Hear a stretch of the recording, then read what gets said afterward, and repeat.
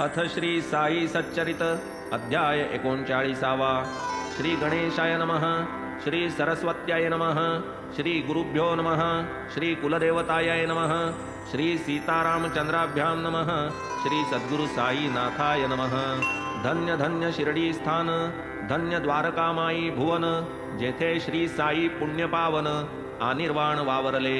धन्य धन्य शिर्डीचे जन, जया लागी इतुक्या लांबून, जेणे कवण्याही निमित्ते येऊन ऋणी करून ठेविले। गाव शिर्डी आधी लहान, साई सहवासे झाला महान, त्याचे नि झाला अतिपावन, त्याचे नि तीर्थपण तयाला। त्या शिर्डीच्या बायाही धन्य, धन्य त्यांची श्रद्धा अनन्य, नाता दळिता कांडिता धान्य, गाती असामान्य साई ते। धन्य धन्य तयांचे प्रेम, गीते गाती अत्युत्तम, ऐकता तयातील काही अनुत्तम, होतसे उपरम मनास। म्हणून या श्रोतयांप्रती यथा काळे कथानुसंगती, भावया तयांची जिज्ञासा तृप्ती, देईन विश्रांती दायकती। साई निजामशाहीत प्रकट, आम्रतळी मार्गानिकट, धूप खेड्याचे वऱ्हाडा सकट, शिर्डीस अवचट पातले। या खेड्यातील पुण्यवान, चांद पाटील नामाभिधान, तया आरंभी जडले हे निधान, इतरा दर्शन त्याचेनी। कैसी तयाची घोडी हरवली, कैसी साईंची गाठी पडली, कैसी तयांनी चिलीम पाजिली, घोडी त्या दिधली मिळवून। चांद भाईचे कुटुंबाचा, भाचा एक होता लग्नाचा, वधूचा योग जुळला शिर्डीचा, वऱ्हाड वधूच्या गावी ये विषयीची सात्यंत कथा, पूर्वीच कथिलीसे श्रोतयांकरिता, तथापि स्मरली प्रसंगोपात्तता, नको पुनरुक्तता तयाची। चांद पाटील केवळ निमित्त, भक्तोद्धाराची चिंता अत्यंत, म्हणून साई हा अवतार धरीत, स्वयेच की येत शिर्डीत। जड मूढ हीन दीन, व्रत तप संस्कार विहीन, साळे भोळे भावार्थी जन, कोण साई वीण उद्धरिता। 18 वर्षांचे वय, तेथून एकांताची सवय, रात्री कुठेही पडावे निर्भय, सर्वत्र ईश्वरमय जासी। होता जेथे पूर्वी खड्डा, अवघ्या गावचा जो उकिरडा, दिवसा फिरावे चहूकडा, रात्री पहुडावे ते स्थानी। ऐसी गेली वर्षे बहुसाल, आला खड्ड्याचा उदयकाळ, उठला सभोवती वाडा विशाळ, या दीनदयाळ साईचा। अंती त्याच खड्ड्याचा गाभारा, झाला विसावा साई शरीरा, तेथेच त्यांना अक्षय थारा, झाला उभारा समाधीचा। तोच प्रणतवत्सल साई समर्थ, दुस्तर भवार्णव संतरणार्थ, ही निजचरित्र नौका यथार्थ, भक्तजन हितार्थ निर्मितसे। की ही भवनदी महादुस्तर, अंध पंगू हा भक्त परिवार, तया लागी कळवळा फार, पावेल पैलपार कैसेनी। सर्वा आवश्यक भवतरण, तदर्थ भावे शुद्धांतःकरण, चित्तशुद्धी मुख्य साधन, भगवद भजन त्यामूळ। श्रवणासारिखी नाही भक्ती, श्रवणे सहज गुरुपदासक्ती, उपजे निर्मळ शुद्धमती, जेथून उत्पत्ती परमार्था। या साईंच्या अगणित कथा, गाता गाता होईल गाथा, तरीही संकलित वानू जाता, नावरे विस्तृतता अनावर। जो जो श्रोतया श्रवणी चाड, तो तो वाढे निवेदनी आवड, पुरवून घेऊ परस्पर कोड, साधू की जोड निजहिताची। साईच येथील कर्णधार, दृढ अवधान हाची उतार, कथा श्रवणी श्रद्धा आदर, त्या पैलपार अविलंबे। गताध्यायी निरूपण, जाहले संक्षेपे हंडीचे वर्णन, दत्तभक्ती दृढीकरण, भक्त संतर्पण नैवेद्ये। प्रत्येक अध्याय संपविताना, पुढील अध्याय विषय सूचना, होत गेली ऐसी रचना, समस्तांना अवगत हे। परी संपता गताध्याय, नवती पुढील कथेची सय, साई आठवून देतील जो विषय, तोच की आख्यय होईल। ऐसे जे होते स्पष्ट कथिले, तैसेची साई कृपे जे आठवले, तेच की श्रोतया लागी वहिले, सादर केले ये ठाई। तरी आता श्रोतया प्रार्थना, दूर सारून या व्यवधाना, शांत चित्ते द्या अवधाना, होईल मना आनंद। एकदा चांदोरकर सद्भक्त, बैसून या मशिदीत, असता चरण संवाहन करीत, गीता ही गुणगुणत मुखाने। भगवद्गीता चतुर्थाध्याय, जिव्हेस लावून दिधला व्यवसाय, हस्ते चेपीत साईंचे पाय, पहा नवल काय वर्तले। भूत भविष्य वर्तमान, साई समर्था सर्वज्ञान, नानास गीतार्थ समजावून द्यावा हे मन जाहले. ज्ञान कर्म संन्यासन ब्रह्मार्पण योगाध्यायाचे पठण नानांची ती अस्पष्ट गुणगुण केली की कारण प्रश्नास. सर्वं कर्माखिलं पार्थ होय ज्ञानी परिसमाप्त. संपता त्रयस्त्रिंशत तद्विधी प्रणिपात चालला. हा जो श्लोक 34वा येथेच पाठास आला विसावा. बाबांच्या चित्ती प्रश्न पुसावा निजबोध ठसावा नानास. म्हणती नाना काय गुणगुणसी म्हण रे स्पष्ट हळू जे म्हणसी. येऊ दे की ऐकू मजसी पुटपुटसी जे गालात. म्हणता आज्ञा प्रमाण श्लोक म्हटला चारी चरण. बाबा पुसती अर्थनिवेदन स्पष्टीकरण पूर्वक. तव ते नाना अतिविनीत बद्धांजली होऊनी मुदित. मधुर वचने प्रत्युत्तर देत वदत भगवंत मनोगत. आता हा साई नाना संवाद भावया सर्वत्रांना विशद. मूळ श्लोक पद प्रपद करू की उद्धृत गीते तुनी. कळावया प्रश्नाचे वर्म तैसेच संतांचे मनोधर्म. करावा वाटे ऐसा उपक्रम जेणे ये निर्भ्रम अर्थ हाता. आधी गीर्वाण भाषा दुर्गम साईंस कैसी झाली सुगम. आश्चर्य करीती प्रश्न सवर्म ज्ञान हे अगम्य संतांचे. कधी अध्ययन केले संस्कृता कधी न कळे वाचिली गीता. की तो गीतार्थ हृद्गत ज्ञाता तैसा हो करिता प्रश्नाते. श्रोतयांची या समाधाना भावी मूळ श्लोकाची कल्पना. म्हणून अक्षरशः भगवंत वचना वदतो जे विवेचना साह्यभूत. तद्विधी प्रणिपातेन परिप्रश्नेन सेवया. उपदेक्षन्ति ते ज्ञानम ज्ञानिनस्तत्वदर्शिनः. हा तो गीतेचा मूळ श्लोक भाषानुसार अर्थ देख. टीकाकारही झाले अनेक ते एक वाक्यात्मक समस्त. नानाही मोठे बहुश्रुत गीता भाष्य पारंगत. कथू लागती पदपदार्थ यथा विदित श्लोकार्थ. रसपूरित मधुरवाणी नाना सविनय नम्रपणी. अन्वय अर्थ आणूनी ध्यानी अर्थनिवेदनी सादर.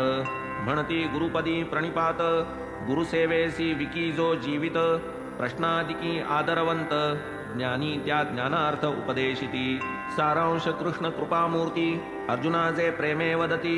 गुरुसेवा गुरुप्रणती ज्ञान संवित्तीदायकही. अर्जुना येणे मार्गे जाता तत्वदर्शी ज्ञानी तुझ करिता.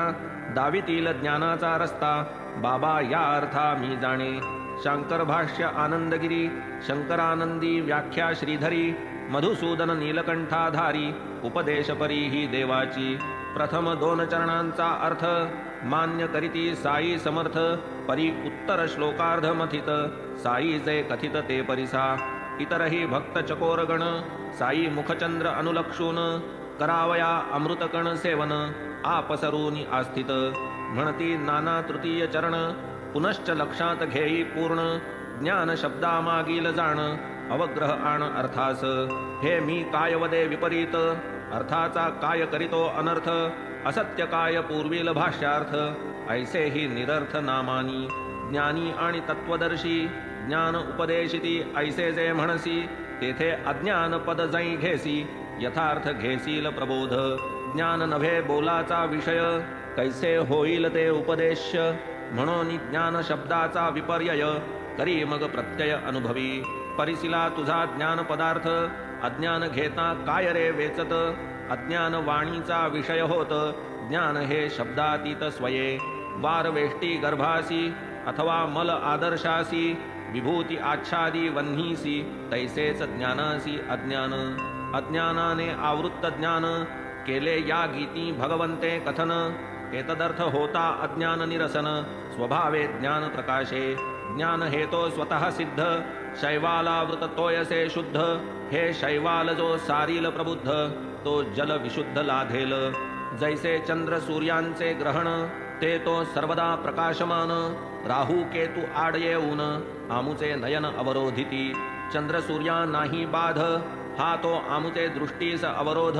तैसे ज्ञान असे निर्बाध स्वयं सिद्ध स्वस्थानी.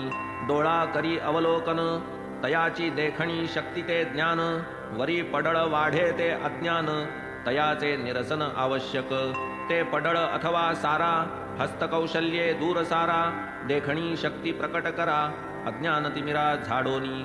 पहा हे सकल दृश्यजात अनिर्वचनीय माया विजृंभित हीच अनादि अविद्या अव्यक्त अज्ञान विलसित ते हेच ज्ञान ही वस्तू जाणावयाची नव्हे ती विषय उपदेशाची प्रणिपात परिप्रश्न सेवा हीची गुरुकृपेची साधने विश्वाचे सत्यत्व महाभ्रम हेची ज्ञानावरण तम निरसूनी जावे लागे प्रथम प्रज्ञान ब्रह्म प्रकटे तै संसार बीजचे अज्ञान डोळा पडता गुरुकृपांजन पुढे मायेचे आवरण पुरे ते ज्ञान स्वाभाविक ज्ञान हे तो नव्हे साध्य ते तो आधीच स्वयंसिद्ध हे तो आगम निगम प्रसिद्ध अज्ञान हा विरोध ज्ञानाला देवा भक्ताचे भिन्नपण हेच मूळ अज्ञान विलक्षण तया अज्ञानाचे निरसन होताच पूर्ण ज्ञान उरे दोरापोटी सर्पा जनन हे तो शुद्ध स्वरूपाज्ञान स्वरूप उपदेशे निरसे अज्ञान उरे ते ज्ञान दोराचे पोटी सुवर्णवरी काट काटापोटी लखलखाट परीतो भावया लागी प्रकट हव्य वाटची आवश्यक माया मूळ देह जनन अदृष्टाधीन देहाचे चलन द्वंद्वे सर्व अदृष्टाधीन देहाभिमान अज्ञान म्हणून जे स्वये निरभिमान तयान सुखदुःखाचे भान विरे जै अहंकाराचे स्फुरण तैच अज्ञान निरास स्वस्वरूपाचे अज्ञान तेच मायेचे जन्मस्थान होता गुरुकृपा माया निरसन स्वरूप ज्ञान स्वभावे एका भगवत भक्ती वीण किमर्थ इतर साधनी क्षीण ब्रह्मदेव ही माये अधीन भक्तीच सोडवण तयाही हो का ब्रह्मसदन प्राप्ती भक्ती वाचूनी नाही मुक्ती तेथेही चुकल्या भगवत भक्ती पडे तो पुनरावृत्तीत तरी भावया माया निरसन उपाय एक भगवत भजन भगवत भक्ता नाही पतन भवबंधनही नाही तया जन म्हणती माया लटकी परीती आहे महाचेटकी ज्ञानिया फसवी घटको घटकी भक्त नाचविती चुटकीवरी जेथे ठकती ज्ञान संपन्न तेथे टिकती भाविक जन की ते नित्य हरिचरणी प्रपन्न ज्ञानाभिमान धनज्ञानी म्हणून भावया माया तरण धरावे एक सद्गुरु चरण रिघावे तया अनन्य शरण भवभयहरण तात्काळ अवश्य येणार येवो मरण परीन हरीचे पडो विस्मरण इंद्रिये आश्रमवर्णाचरण चित्ते हरिचरण चिंतावे रथ जैसा जुंपल्या हयी तैसेच हे शरीर इंद्रिये मनाच्या दृढ प्रग्रही बुद्धी निग्रही निजहस्ते मन संकल्प विकल्प भरी धावे यथेष्ठ स्वेच्छा विहारी बुद्धी त्या निज निश्चये निवारी लगाम आवरी निज सत्ता बुद्धी सारिखा कुशल नेता ऐसा सारथी रथी असता रथस्वामीसी काय चिंता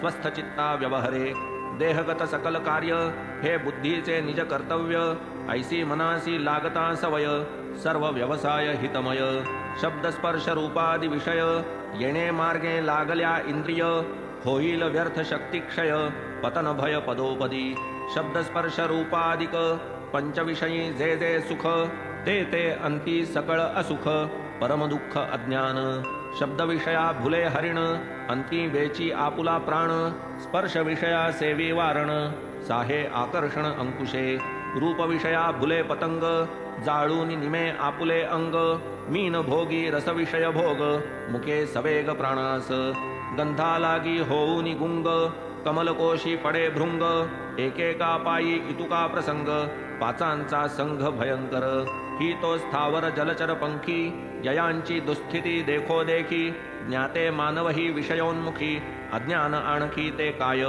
अज्ञाननाशे विषय विमुख होता होईल उन्मनी हरिख जीव ज्ञान स्वरूपोन्मुख आत्यंतिक सुख लाधेल चित्ते करा हरिगुरु चिंतन श्रवणे करा चरित्र श्रवण मने करा ध्यानानुसंधान नामस्मरण जिव्हेने चरणी हरिगुरुग्रामागमन घ्राणी तन्निर्माल्या घ्राणन हस्ती वंदा तयाचे चरण डोळा घ्या दर्शन तयाचे ऐशाया सकल इंद्रिय वृत्ती तया कारणे लाविता प्रीती धन्यतया भक्तांची स्थिती भगवत भक्ती काय तुझी सारांश समूळ अज्ञान खाणा पुरे ते ज्ञान सिद्ध जाणा ऐसे या श्लोकाचे हृद्गत अर्जुना श्रीकृष्ण राणा सुचवी आधीच नाना विनय संपन्न परिसूनी गोड हे निरूपण पायी घालूनी लोटांगण वंदिले चरण दोहाती मग ते श्रद्धानिष्ठ प्रार्थना करीती दवडा मम अज्ञाना दंडा माझिया दुरभिमाना यथार्थ शासना करोनी सात्विकतेची हौस वरीवरी विकल्प अखंड दाटे अंतरी अपमान साहेना क्षणभरी अज्ञान ते तरी काय दुजे कोटी प्रतिष्ठेची उजरी ध्यानाविर्भाव दावी वरी काम क्रोध धुमसे भीतरी अज्ञान ते तरी काय दुजे आतुनी सकळ कर्मे नष्ट बाहेर मिरवू ब्रह्मनिष्ठ आचारहीन विचार भ्रष्ट अज्ञान स्पष्ट काय दुजे बाबा आपण कृपाघन करोनिया कृपाजल सिंचन करा हा अज्ञान दावानल शमन होईन मी धन्य इतुकेनी न लगे मज ज्ञानाची गोठी निरसा माझिया अज्ञान कोटी ठेवा मजवरी कृपादृष्टी सुख संतुष्टी तेची मज साई सप्रेम करुणा घन नानास निमित्ता पुढे करून तुम्हा आम्हा सकला लागून गीतार्थ प्रवचन हे केले गीता भगवंताचे वचन म्हणून हे प्रत्यक्ष शास्त्र जाण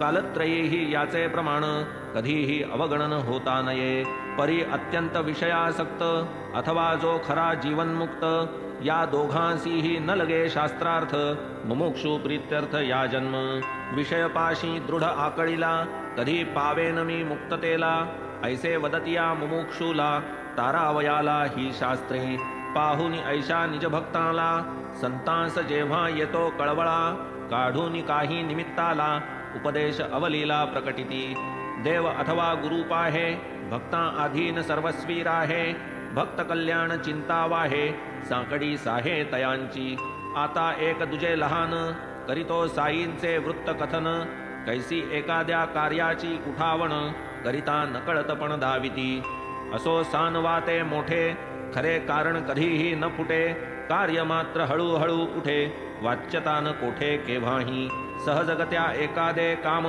निघावे करावा उपक्रम न मूळ कारण निर्देशना नाम वरीवरी संभ्रम आणिक बोलेल तो करील काय गरजेल तो वरसेल काय या रूढ म्हणीचा प्रत्यय विना व्यत्यय साई दे बाबांसारिख्या अवतार मूर्ती परोपकारार्थ जगी अवतरती होता इच्छित कार्या समाप्ती अंती अव्यक्ती समरसती आम्हान ठावे मूळ कारण कोठून आलो कोठे प्रयाण किमर्थ आम्ही झालो निर्माण काय की प्रयोजन जन्माचे बरे स्वच्छंदे जन्म कंठला पुढे मृत्यूचा समय आला सकळ इंद्रियगण विकळ झाला तरीही न सुचला सुविचार कलत्र पुत्र बंधू जननी इष्टमित्रादी सकल स्वजनी देह त्यागिता पाहू नयनी तरीही न मनी सुविचार तैसे नभती संतजन ते तो अत्यंत सावधान अंतकालाचे पूर्ण ज्ञान ठावे निज निर्वाण तयाते देह असे तो अतिप्रीती भक्ता लागी देहे झिजती देहावसानी ही देहावस्थिती निज भक्त हिती लाविती देह ठेवावयाचे आधी कोणी आपुली बांधिती समाधी की पुढे निजदेहा विश्रांती मिळावी निश्चिती ते स्थानी तैसेच पहा बाबांनी केले परी ते आधी कोणा न कळले समाधी मंदिर बांधवून घेतले अघटित केले तयांनी नागपूरस्थ मोठे धनिक बापू साहेब बुट्टी नामक तया हस्ते हे बाबांचे स्मारक उभविले देख बाबांनी बापू साहेब परमभक्त साई चरणी नित्यानुरक्त आले निज परिवारा सहित राहिले शिर्डीत सेवेस धरुनी साई चरणी हेत नित्यानुवर्ती तेथेच वसत पुढेही तैसेच नित्यांकित रहावे शिर्डीत वाटले घ्यावी एखादी जागा विकत उठवावी एक छोटी इमारत स्वतंत्रपणे वसावे तेथ आले की मनात तयांच्या येथे हे पेरिले मूळ बीज त्याचाच वृक्ष हे मंदिर आज दृश्य स्मारक भक्त काज साई महाराज प्रेमाचे कैसा कैसा याचा उभारा झाला उपक्रम कवण्या प्रकारा कैसा हा आला या आकारा वृत्तांत सारा अवधारा विचार हे ऐसे चित्ती दीक्षितांची या माडीवरती बापू साहेब निद्रिस्त स्थिती दृष्टांत देखती मौजेचा तेथेच एका बिछाण्यात माधवरावही असता निद्रिस्त त्यासही तोच दृष्टांत परमविस्मित दोघेही बापू साहेब स्वप्न देखती बाबा तया ते आज्ञापिती आपणही आपुला वाडा निश्चिती देऊळा समवेती बांधावा होता क्षणीचा हा दृष्टांत बापू साहेब जाहले जागृत आमूल स्वप्न आठवीत आसन स्थित निजशेजे इकडे ऐसे चालले असता माधवराव ऐकिले रडता बुट्टी तयास जागे व्हा ओरडता निद्रितावस्था मावळली का हो आपण का रडत होता ऐसे माधवरावास पुसता म्हणती श्रींचे प्रेमोद्गार परिसता प्रेमोद्रेकता पावलो बाष्प गदगद जाहला कंठ नयनी आसुवे वाहिली उद्भट प्रेम नावरे आवरिता उत्कट जाहले परिस्फुट रुदनात येऊनी बाबा माझिया निकट आज्ञा दिधली मजला स्पष्ट वाडा देऊळ होऊ द्या प्रकट पुरवीन अभिष्ट सर्वांचे बापू साहेब अंतरी विस्मित दोघां लागी एकची दृष्टांत मन जाहले संशयरहित कार्यार्थोद्यत निश्चित बुट्टी स्वये गर्भश्रीमंत वाडा देऊळ बांधू समर्थ माधवराव केवळ सुखवस्त एकची दृष्टांत उभयाते परस्परांची स्वप्ने जुळली परमानंदा भरती आली रूपरेखा निश्चित केली योजना अनुमोदिली काकांनी असो उदयिक प्रातःकाळी तिघेही असता बाबांजवळी बाबा नित्य प्रेम समेळी मुख न्याहाळीत श्यामाचे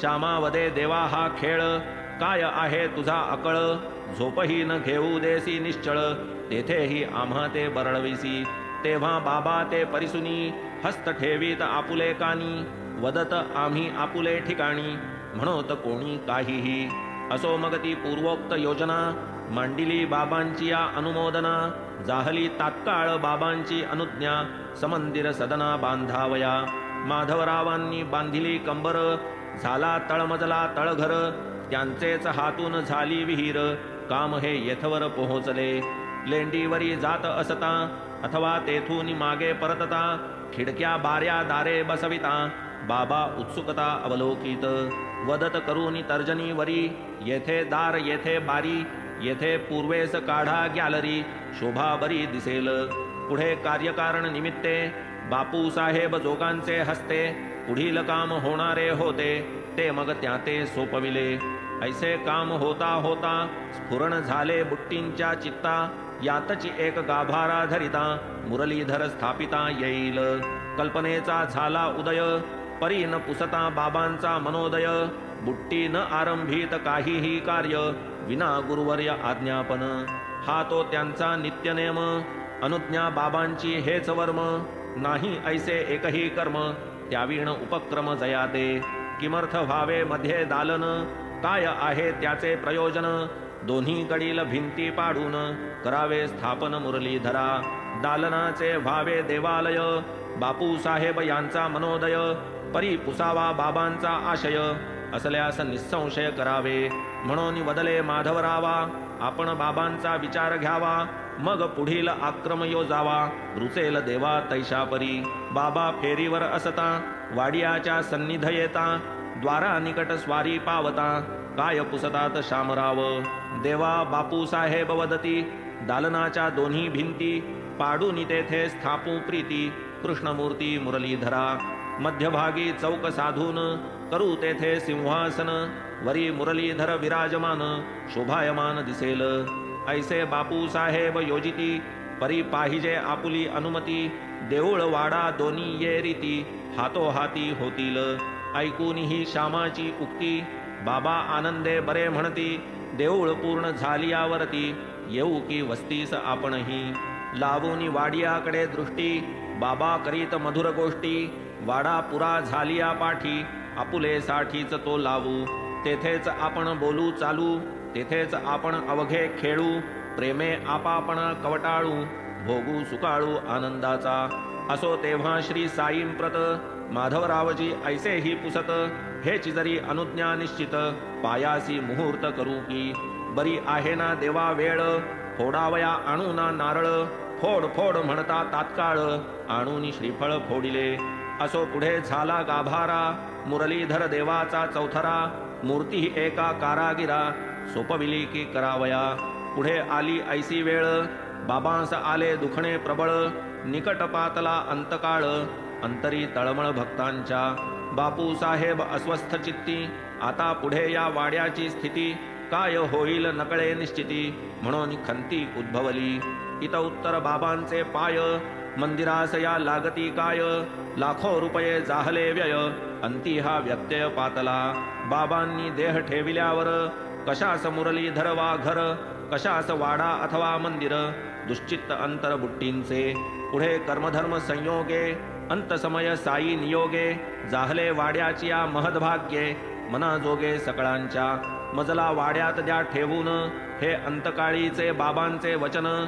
निघता बाबांची या मुखातून, जाहले निश्चिंत मन सर्वांचे, मग ते पवित्र साई शरीर, जाहले गाभारिया माझी स्थिर, वाडा जाहला समाधी मंदिर, अगाध चरित्र साईंचे, धन्य भाग्य त्या बुट्टींचे, जयांची या गृही स्वसत्तेचे, विसावे शरीर श्री साईंचे, नाम जयांचे अतिपावन, असो ऐसी ही कथा पावन, परिसोनी श्रोते सुख संपन्न, हेमाड साईनाथांसी शरण, सोडीन चरण क्षणभरी, घडोत भोग इष्टानिष्ट, साई एक राखिता संतुष्ट, वर्तता मार्गे यथोपदिष्ट, लाधेल अभीष्ट अचूक, कथा वक्ता आणि वदन, जेथे साई समर्थ आपण, तेथे हेमाड कोठील कवण, उगाच टोपण नावाचा, म्हणून पुढे होईल प्रेरणा, तैसीच कथा येईल श्रवण, वेळी होईल जी जी रचना, तियेची विवंचना का आज, स्वस्ति श्री संत सज्जन प्रेरिते, भक्त हेमाडपंत विरचिते, श्री साई समर्थ सच्चरिते, गीता विशिष्ट श्लोकार्थ निवेदनम, तथा समाधि मंदिर निर्माणम नाम 39तमोऽध्याय संपूर्णः। श्री सद्गुरु साईनाथार्पणमस्तु। शुभम भवतु। श्री सच्चिदानंद सद्गुरु साईनाथ महाराज की जय।